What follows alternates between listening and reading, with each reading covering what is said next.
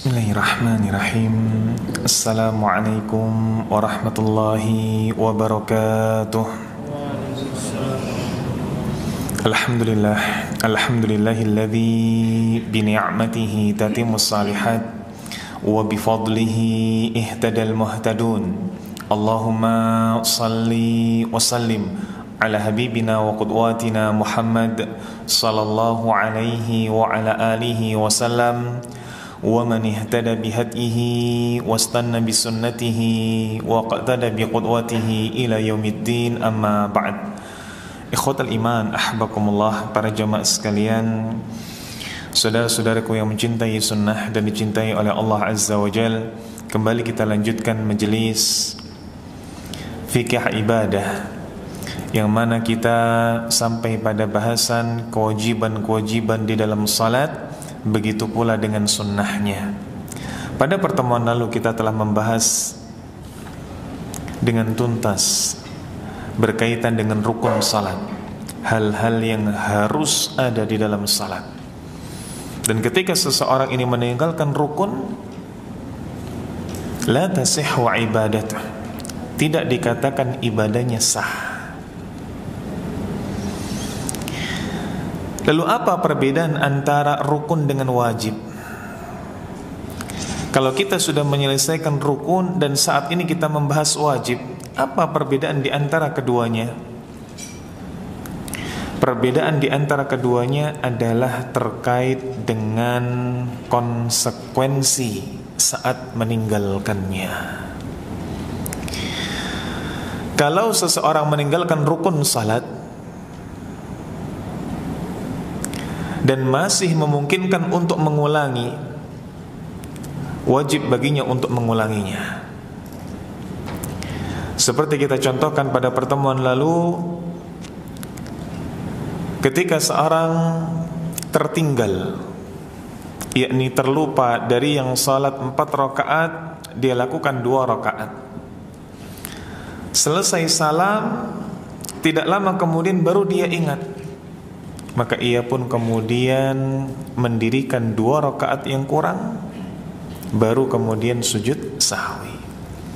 Hadisnya sebagaimana disebutkan oleh Nabi sallallahu alaihi wasallam, sebagaimana dalam kisah yang sahih, ketika dalam salat rubai beliau memimpin para sahabat dengan salat 2 rakaat. Selepas salam, para sahabat bertanya, "Aqusratis salah ya Rasulullah? Apakah salat telah diqasar?" Nabi bertanya ulang kepada para sahabatnya, "Apakah memang demikian? Yakni telah kita melakukan salat 4 menjadi 2?" Dikatakan, "Na'am ya Rasulullah." Iya.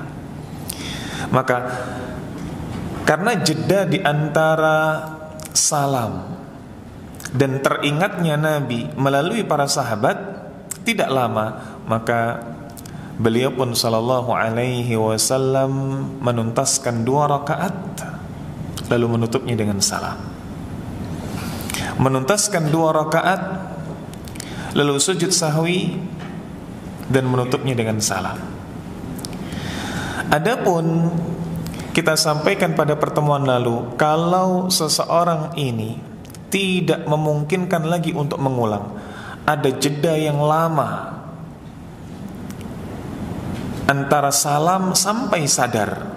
Setelah salam ia masih kemudian makan dahulu, setelah salam ia mungkin masih mandi terlebih dahulu, baru sadar bahwa dirinya tidak sempurna rukun salatnya, maka mengulang kembali secara utuh. Mengulang kembali secara utuh. Dan poin ketiga pada pertemuan lalu berkaitan dengan seseorang lupa permulaan salat yang menjadi rukun. Apa? Takbiratul ihram. Seseorang lupa takbiratul ihram, maka yang demikian tidak sah seluruh salatnya dan mengulang dari awal. Adapun wajib-wajib salat yang akan kita bahas memiliki konsekuensi sujud sahwi saja, tanpa perlu mengulang. Apa saja wajib-wajib salat? Disebutkan di sini oleh nukhbatul minal ulama, yakni para ulama penulis Al-Fiqhul Muyassar. Wa wajibatuha thamaniyah.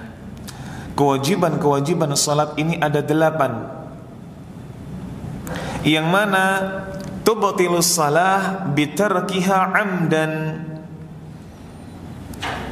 Salatnya akan batal kalau ditinggalkan secara sengaja, berarti niat. Wa tasqutu sahwan wa jahlan. Dan wajib salat ini menjadi gugur kalau dia lupa atau jahil. Kalau dia tidak menyengajakan diri, entah itu lupa atau memang dia tidak tahu bahwa itu adalah perkara wajib dalam salat, gugur. Apa maksud gugur di sini? Berarti tidak batal. Salatnya sah. Hanya saja apa? Hanya saja wajib baginya yajibu lis-sahwi anha sujudus sahwi.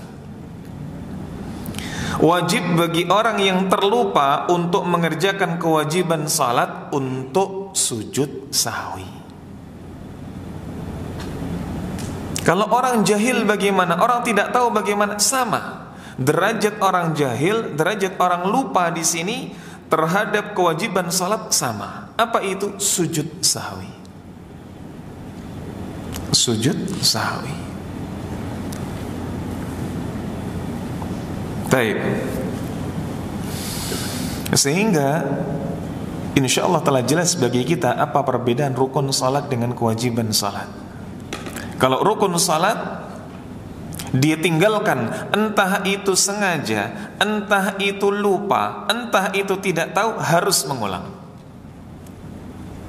Kalau kewajiban salat ketika ditinggalkan sengaja baru tidak sah. Tapi kalau ia tidak sengaja mengerjakannya, ini tidak sengaja lupa dari kewajiban salat atau jahil dia,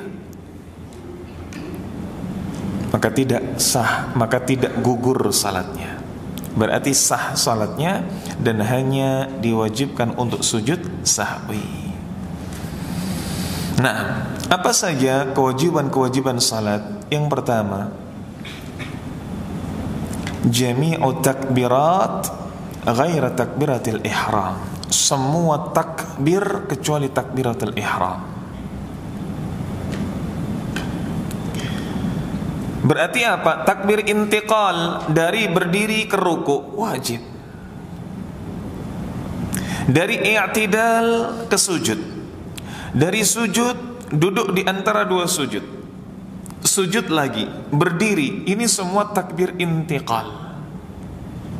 Dan ini hukumnya wajib. Lalu bagaimana kalau dalam takbir ziyadah? Dalam Idul Fitri dan Idul Adha, orang terlambat ketika Idul Fitri, terlambat ketika Idul Adha. Di rakaat pertama takbir sudah, ini takbiratul ihram.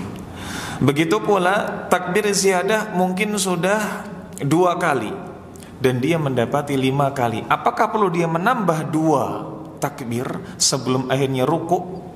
Sebelum akhirnya ia mendengar dan menyimak imam membaca Al-Fatihah?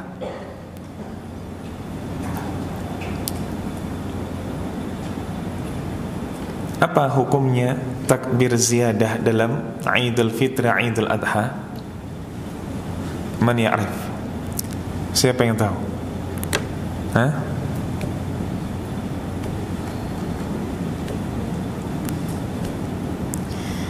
Hah?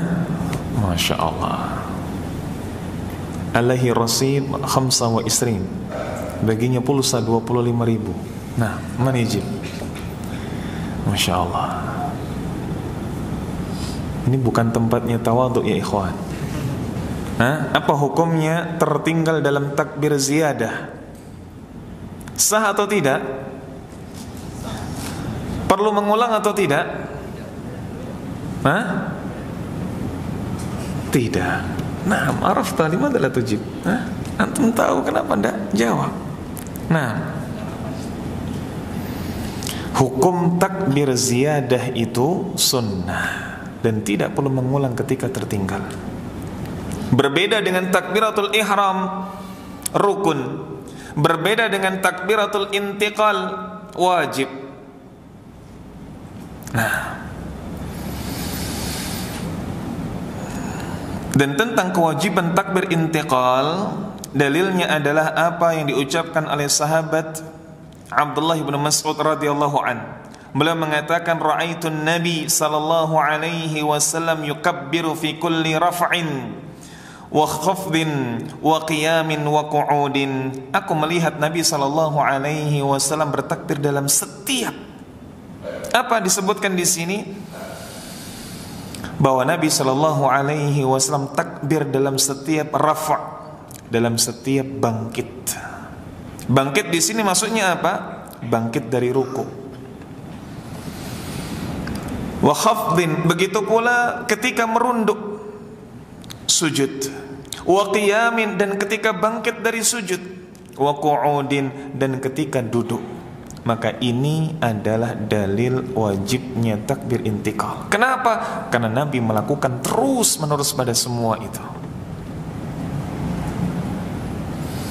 Baik, berikutnya, termasuk di antara kewajiban salat adalah qaulu sami'allahu liman hamidah lil imam wal munfarid. Ucapan sami'allahu liman hamidah bagi imam dan bagi yang salat sendirian.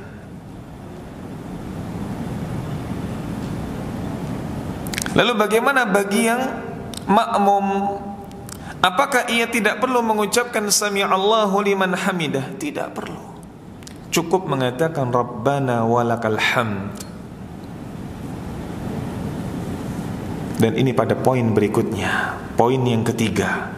Kewajiban dalam salat adalah ucapan Rabbana walakal hamd bagi makmum. Bagi makmum. Nah, disebutkan dalam hadis Abu Hurairah radhiyallahu anhu, kana Rasulullah sallallahu alaihi wasallam yukabbiru hina yaqum ila shalah, thumma yukabbiru hina yarka', thumma yaqul sami'allahu liman hamidah hina yarfa' sulbahu min ar-rak'ah. Nabi sallallahu alaihi wasallam ini dikatakan oleh Abu Hurairah bertakbir ketika berdiri untuk salat. Maksudnya apa? Takbiratul ihram. Thumma yukabbir hina yarka', kemudian beliau bertakbir ketika ruku'. Maksudnya di sini dikatakan sebagai yukabbir, bertakbir, karena lafal antara takbiratul ihram dan intikal sama, sehingga tidak dibedakan dalam penyebutan Abu Hurairah. Nabi bertakbir ketika berdiri, Nabi bertakbir ketika ruku'. Penyebutannya sama, yukabbir, karena lafalnya memang sama, walaupun hukumnya berbeda. Thumma yaqul, lalu kemudian beliau mengatakan sami'allahu liman hamidah hina yarfa' sulbahu minar rak'ah, dan beliau pun mengucapkan sami'allahu liman hamidah. Allah mendengar orang-orang yang memujinya. Allah mendengar orang-orang yang memujinya. Beliau ucapkan ini tatkala menegakkan punggungnya. Taib. Ikhwatal iman, ahbakumullah. Lalu bagaimana dengan dalil yang ketiga, ucapan Rabbana walakal hamd? Disebutkan pula dalam hadis Abu Hurairah, thumma yaqul, kemudian apa? Beliau pun mengucapkan Rabbana walakal hamd, sehingga bagi imam, bagi kemudian munfarid mengucapkan sami'allahu liman hamidah, lalu Rabbana walakal hamd, maka ini sesuatu yang sempurna. Yang wajib apa? Sami'allahu liman hamidah. Adapun bagi makmum mencukupkan dengan ucapan kedua, Rabbana walakal hamd.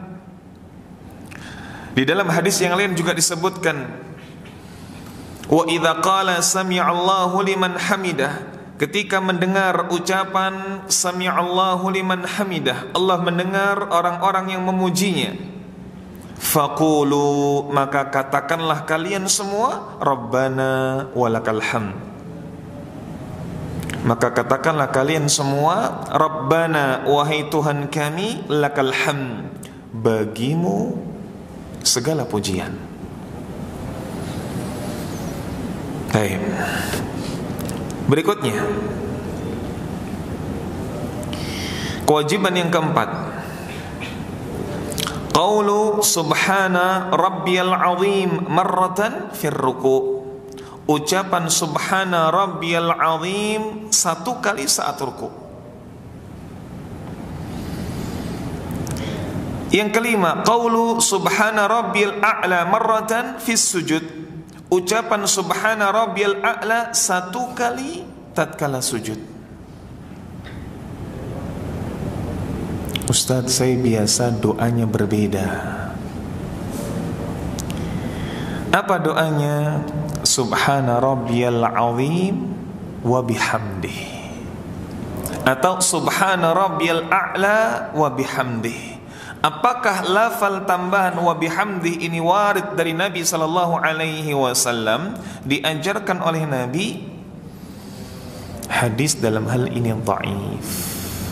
Hadis lafal tambahan wa bihamdih dhaif. Adapun doa terkait dengan sujud, terkait dengan rukuk, memang bukan hanya satu macam. Kalau disebutkan di sini subhana rabbiyal azim ketika ruku', subhana rabbiyal a'la ketika sujud, tapi di sana pun juga ada doa-doa. Begitu pula bacaan-bacaan ketika ruku' dan sujud yang sama. Tidak dibedakan antara ruku' ataupun sujud, dan hadisnya sahih. Seperti apa? Subuhun quddusun rabbul malaikati warruh. Ini bisa dihafal. Subuhun quddusun rabbul malaikati warruh. Begitu pula subhanakallahumma wa bihamdika Allahumma firli. Subhanakallahumma rabbana wa bihamdika Allahumma ghafirli. Maka ini semua adalah bacaan ketika rukuk dan sujud, dan perlu kita untuk menghafalnya sebagai variasi. Oh enggak Ustaz, saya setia dengan satu bacaan. Tidak ada istilah demikian. Kalau kita memperkaya bacaan di dalam salat, ini akan membuat lebih khusyuk. Apa maksudnya lebih khusyuk? Karena kita akan konsentrasi. Kadangkala sesuatu yang sudah rutin kita lakukan sifatnya spontanitas, tanpa penghayatan. Betul? Tanpa penghayatan. Tapi kalau kemudian kita mencoba sesuatu yang baru, maka kita akan teliti, dan kita akan lebih pelan-pelan, lebih memperhatikan. Subuhun quddusun rabbul malaikati warruh. Ini. Baik. Berikutnya, yang keenam, qaulu rabbighfirli, ya Allah ampunilah aku. Rabbighfirli diucapkan ketika apa? Ketika duduk di antara dua sujud. Ketika duduk di antara dua sujud. Rabbighfirli. Dan ini hukumnya sama sebagaimana rukuk dan sujud, yakni satu kali saja. Faman zada falahu zaidah. Barang siapa yang menambah, baginya tambahan. Ketika dia mengucapkan subhana rabbiyal a'la atau subhana rabbiyal azim, sudah selesai. Ini kewajiban baginya, gugur. Kalau dia menambah, maka dia dapat tambahan pahala. Begitu pula rabbighfirli. Ketika dia ucapkan satu kali, gugur. Kalau kemudian dia ucapkan lebih, falahu zaidah. Baik. Apakah di sana ada doa lain dalam duduk di antara dua sujud sebagaimana doa lain saat ruku ataupun sujud? Ada doa lain tidak? Doa lain ketika duduk di antara dua sujud? Antum doanya apa? Nah, mana? Nah, apa? Diulang. Rabbighfirli warhamni wajburni warfa'ni warzuqni wahdini wa'afini wa'fu anni. Nah, dan lafal akhir wa'fu anni ghaira warid minan nabi. Lafal wa'fu anni ini lafal yang lemah, tanpa perlu menyebut wa'fu anni, tanpa perlu. Rabbi ghafirli warhamni wajburni warfa'ni warzuqni wahdini wa'afini. Halas, selesai. Nah, apa? Rabbi ghafirli warhamni wajburni warfa'ni warzuqni wahdini wa'afini. Cukup ini saja. Adapun wa'fu anni ini lafalnya dhaif. Nah, panjang Ustaz. Tayyib, panjang. Kalau antum mau menjadikan default bacaan antum adalah Rabbighfirli, fadhal, silakan. Tetapi hafalkan pula ini sebagai selingan. Sebagai selingan. Nah, berikutnya yang ketujuh, at-tasyahhudul awwal ala ghair man qama imamuhu sahwan.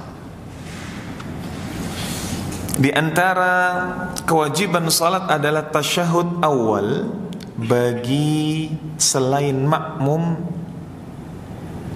yang mana imamnya bangkit karena lupa. Tasyahud awal ini hukum asalnya adalah wajib. Tasyahud awal ini hukumnya adalah wajib, dan banyak di antara kita keliru menganggap sebagai rukun. Yang betul wajib. Sehingga seseorang tertinggal sujud sahwi, maksudnya tertinggal berarti imamnya juga lupa. Atau seseorang ketika salat sendiri dia pun terlupa sujud sahwi, tidak perlu dia mengulang satu rakaat komplit. Cukup baginya apa? Cukup baginya sujud sahwi. Nah, apa dalilnya? Dalilnya adalah ketika Nabi SAW lupa tasyahud pertama, tasyahud awal, beliau pun tidak mengulang kembali. Beliau tidak mengulang kembali, tetapi beliau mencukupkan dengan sujud sahwi. Nah, taib. Apa bacaan saat tasyahud awal? Apa bacaan saat tasyahud awal? Bacaan saat tasyahud awal adalah bacaan ketika tasyahud akhir. Dan sebagian riwayat mencukupkan sampai pada lafal apa? Sampai pada lafal syahadat. Sampai pada lafal syahadat. Tidak perlu kemudian dibaca sampai akhir. Tidak perlu kemudian dibaca apa? Doa berlindung dari 4 perkara. Apa bacaannya? At-tahiyatu lillah wassalawatu wattayyibat. Assalamu alayka ayyuhan nabi wa rahmatullah wa barakatuh. Assalamu alayna wa ala ibadillahi salihin. Asyhadu an la ilaha illallah wa asyhadu anna Muhammadan Rasulullah. Dan tasyahud ini tepatnya adalah bacaan apa? Tepatnya adalah bacaan syahadatnya. Sebagian ulama mengkategorikan ini adalah rukun dalam salat, tepatnya rukun qauli. Kita sampaikan pada pertemuan lalu, rukun sebagian ulama, khususnya adalah ulama Hambali, lebih khusus lagi ala Syekh As-Sa'di rahimahullah, membagi menjadi dua rukun. Ada rukun qauli, ada rukun fi'li. Rukun qauli berarti rukun ucapan. Ucapan yang harus ada di dalam salat dan tidak boleh tidak ada. Rukun fi'li berarti perbuatan yang harus ada di dalam salat.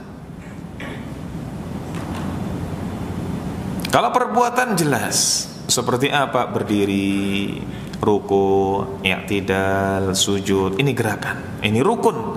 Adapun qauli, perkataan, di sana ada 4. Yang pertama takbiratul ihram, yang kedua al-fatihah, yang ketiga salawat. Sebagian mengatakan salawat dan tasyahud, salawat dan syahadat. Dan yang keempat adalah salam. Ini termasuk rukun qauli. Baik. Berikutnya yang ke-8, di antara kewajiban dalam salat adalah al-julus lahu, ai al-julus fi tasyahud al-awwal, duduk dalam tasyahud awal. Jadi kewajiban di dalam salat di sini adalah bacaan tasyahudnya dan duduknya. Bacaannya seperti yang tadi kita sampaikan sampai pada syahadat, dan sebagian ulama mengkategorikan syahadat ini bagian dari rukun. Sebagian ulama mengatakan demikian. Dan yang ke-8 adalah duduk, sehingga yang ke-7 bacaan, yang ke-8 adalah duduknya.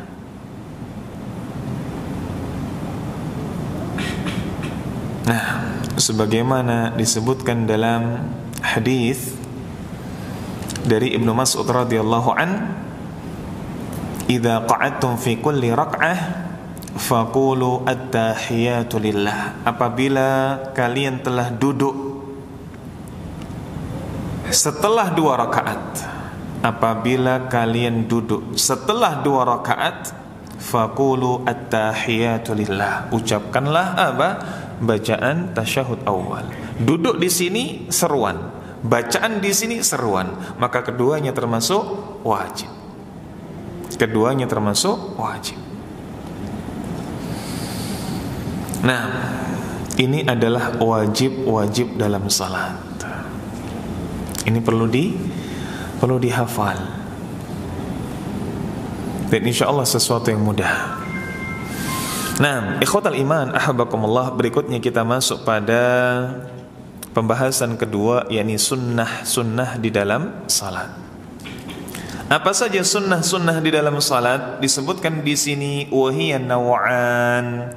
Sunnah di dalam salat terbagi menjadi 2. Sunanul af'al wa sunanul aqwal. Sunnah dalam perbuatan dan sunnah dalam perkataan. Maka seakan-akan di sini ketika membahas tentang sunnah dalam salat diberikan perincian sebagaimana madhab Hambali dalam rukun. Ada perkataan, ada perbuatan. Baik. Yang pertama, amma sunanul af'al, adapun dalam sunnah perbuatan seperti apa? Karaf'al yadain ma'a takbiratul ihram wa 'inda ruku' wa 'inda raf'i minhu. Termasuk di antara sunnah yang disebutkan di sini, tepatnya sunnah perbuatan adalah mengangkat tangan dalam takbiratul ihram. Begitu pula mengangkat tangan saat bangkit dari ruku', mengangkat tangan ketika ruku'. Ini termasuk sunnah. Ini termasuk sunnah. Karena yang kemudian mengangkat tangan ini bukan sebuah keharusan. Hukumnya sunnah. Pun sunnahnya juga diberikan rincian. Bagaimana sunnahnya? Sunnahnya telapak menghadap ke arah kiblat. Ima sejajar dengan dada, ima sejajar dengan bahu, pundak, atau sejajar dengan telinga. Yang bukan termasuk di antara sunnah, atau yang mengangkat tangan tapi posisinya salah, adalah mengangkat tangan begini. Ini bukan sunnah. Bukan begini, menghadapnya ke arah kiblat, ke arah depan. Nah, hal ini sesuai dengan sabda Nabi sallallahu alaihi wasallam yang mana dijelaskan dalam redaksi Imam Muslim, Ana Malik ibnu Huwairith idza shalla kabbara thumma rafa'a yadayhi wa idza arada an yarka' rafa'a yadayhi wa idza rafa'a ra'sahu min ar-ruku' rafa'a yadayhi.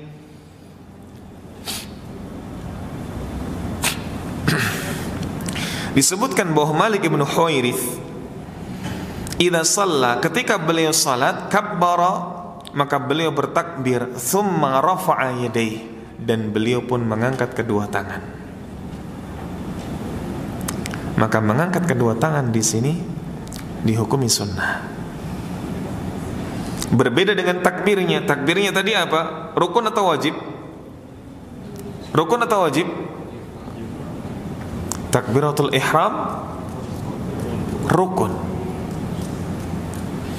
Nah, adapun takbir selain takbiratul ihram yakni wajib. Begitu pula sunnah-sunnah lainnya, dan lebih pada sunnah perkataan qauli. Apa sunnah perkataan? Seperti doa istiftah. Doa istiftah ini yang tepat, bukan doa iftitah. Yang tepat istiftah. Begitu pula bacaan basmalah. Begitu pula bacaan ta'awudz. Ta'awudz dibaca ketika kapan? Sebelum basmalah, sebelum membaca Al-Fatihah. Ini termasuk sunnah. Maka setelah baca doa istiftah, ta'awudz dulu, lalu kemudian basmalah. Begitu pula ucapan amin, ini termasuk sunnah.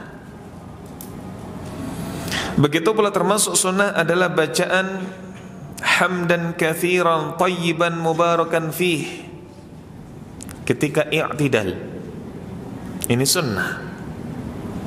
Disebutkan dalam hadis yang sahih, ketika Nabi sallallahu alaihi wasallam memimpin salat para sahabat, saat bangkit dari ruku, Nabi mengucapkan sami Allahu liman hamidah, Rabbana walakal hamd. Sahabat pun mengucapkan Rabbana walakal hamd. Lalu ada satu orang yang mengucapkan dengan doa berbeda,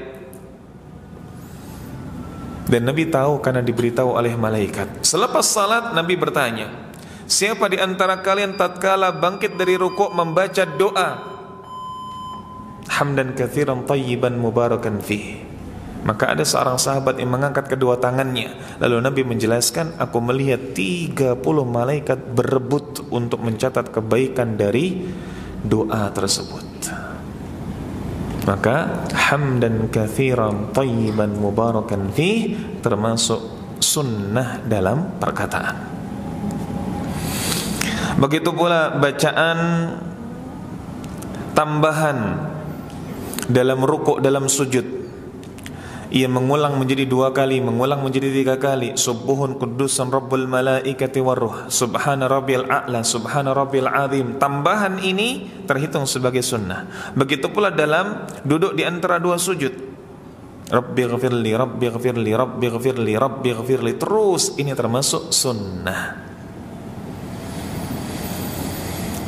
Lalu bagaimana tentang doa sebelum salam? Doa berlindung dari 4 perkara sebelum salam. Maka di sini ada silang pendapat di kalangan para ulama. Ada yang mengatakan hukumnya sunnah, dan wallahu alam bisawab, ana condong pada pendapat hukumnya sunnah muakkadah, sunnah yang ditekankan. Doa berlindung dari 4 perkara. Berlindung dari adab kubur, fitnah kehidupan, fitnah kematian, dan fitnah apa yang keempat? Fitnah Dajjal, dan tepatnya Al-Masih Ad-Dajjal. Karena Dajjal sendiri ini bukan nama orang. Dajjal sendiri ini bukan nama orang. Dajjal ini ismus sifah, nama sifat. Arti Dajjal ini kadzab, artinya Dajjal ini pendusta. Makanya di sana ada hadis bahwa dikatakan sebagai dajjalin, kadzabin, ad'iya'un nubuwah. Di akhir zaman akan ada para dajjal, para kadzab, para pendusta, ad'iya'un nubuwah, yang mengaku mengklaim sebagai nabi. Maka dajjal ini bukan nama orang. Adapun dajjal yang termasuk fitnah akhir zaman, nama orang adalah Al-Masih Ad-Dajjal. Nah, wallahu a'lam bissawab. Nah, kita simak azan dulu, baru kemudian tanya jawab. Barakallahu fikum. Rasulillahil Mustafa wa ala alihi wa sahbihi wa mawalah, wa la hawla wa la quwwata illa billah. Nah, ikhwatal iman ahbakumullah, itu tadi yang kita sampaikan berkaitan dengan kewajiban serta sunnah dalam salat, apa yang menjadi materi kita pada kesempatan di malam hari ini. Sampai di sini ada yang mau ditanyakan? Nah, tafadhal. Assalamualaikum Ustaz. Sebelumnya izin bertanya, ada 2 pertanyaan yang Ustaz. Yang pertama, ketika bangkit dari rukuk, ketika makmum membaca Rabbana walakal hamd, itu afdalnya di waktu kapan Ustaz? Maksudnya ketika bangkitnya atau ketika sudah berdiri tegak setelah itu yang pertama. Terus yang kedua Ustaz, saya ingin bertanya tentang bagaimana hukumnya ketika seseorang itu bermakmum pada makmum masbuk Ustaz. Jadi misalnya ada makmum masbuk, kemudian ada orang lagi datang, kemudian bermakmum pada makmum masbuk itu hukumnya bagaimana, dan bagaimana sikap kita, misalnya kita yang masbuk yang pertama, kemudian ada lagi orang bermakmum pada kita, apa yang harus kita lakukan? Baik. Alhamdulillah wassalatu wassalamu ala rasulillah wa ala alihi wa sahbihi wa mawalah, wa la hawla wa la quwwata illa billah. Terkait dengan bacaan Sami'allahu liman hamidah bagi imam, begitu pula bacaan Rabbana walakal hamd bagi makmum, dibacanya ketika kapan? Ketika ia bangkit dari ruku atau ketika sudah berdiri dengan sempurna.